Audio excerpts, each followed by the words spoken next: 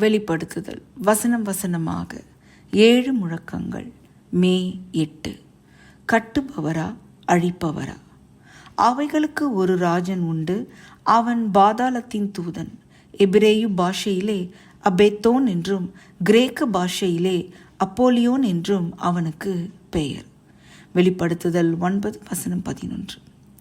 தேவ ஜனங்களாகிய இஸ்ரவேலர் அதிருப்தியில் இருந்தார்கள். அண்டை தேச எதிரிகளால் பலமுறை தோற்கடிக்கப்பட்ட பிறகு ஒரு ராஜா இருந்தால் தங்கள் பிரச்சனைகள் தீர்ந்துவிடும் என நினைத்தார்கள். தேவனே அவர்களுடைய ராஜாவாக இருந்த போதிலும் மற்ற தேசங்களைப் போல இருக்க ஆசைப்பட்டார்கள். 1 சாமுவேல் 8 வசனங்கள் 4-7. இந்த பூமியை சேர்ந்த ஒரு ராஜாவை நியமிப்பதில் உள்ள அபாயங்களை பற்றி சாமுவேல் அவர்களை எச்சரித்தார். வசனங்கள் 10-18. ஆனால் பிடிவாதமாக இருந்தார்கள். பின்னர் அதற்காக வருந்தினார்கள்.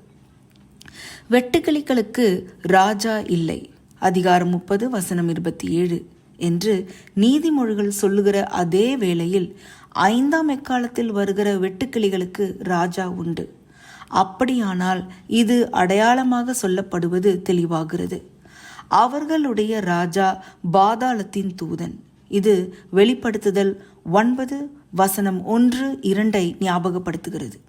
சிலர் வெட்டுக்கிளிகளின் இந்த ராஜனை ஒட்மன்களின் முதல் அரசனான முதலாம் ஒஸ்மான் என்கிறார்கள். அவர் ஓஸ்மான் காசி அல்லது ஓத்மான் என்றும் அழைக்கப்படுகிறார். அவனது ஆட்சியில்தான் துருக்கியர்கள் ஒன்றுபட்டு ஒட்மனியர்கள் பைசன்டைன் பேரரசு மீது தங்கள் தாக்குதலை தொடங்கினார்கள்.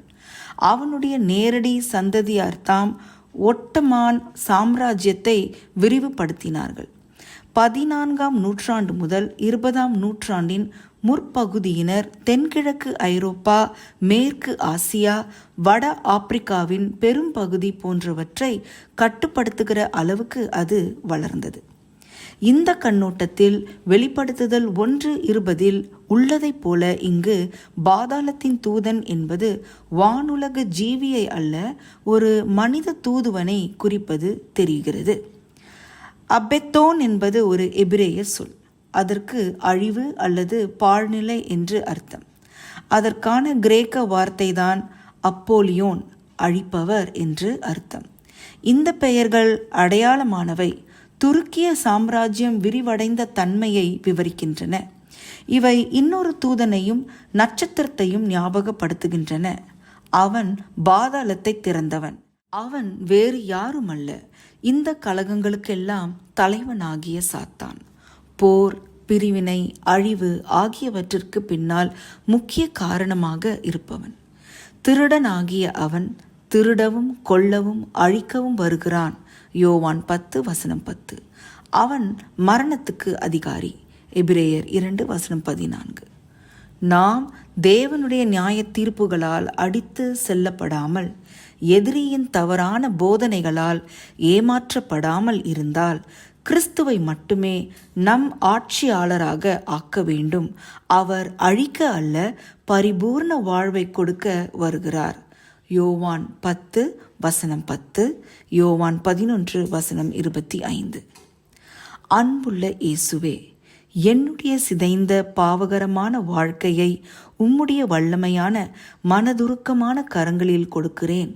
இன்றே என்னை பாதுகாத்து உமது தெய்வீக சாயலில் உருவாக்கும். அதிக ஆராய்ச்சிக்கு உபாகமம் 17 வசனங்கள் 14-20, லூக்கா 9 வசனம் 56, எபேசியர் 2 வசனங்கள் 1-5. ஆமேன்.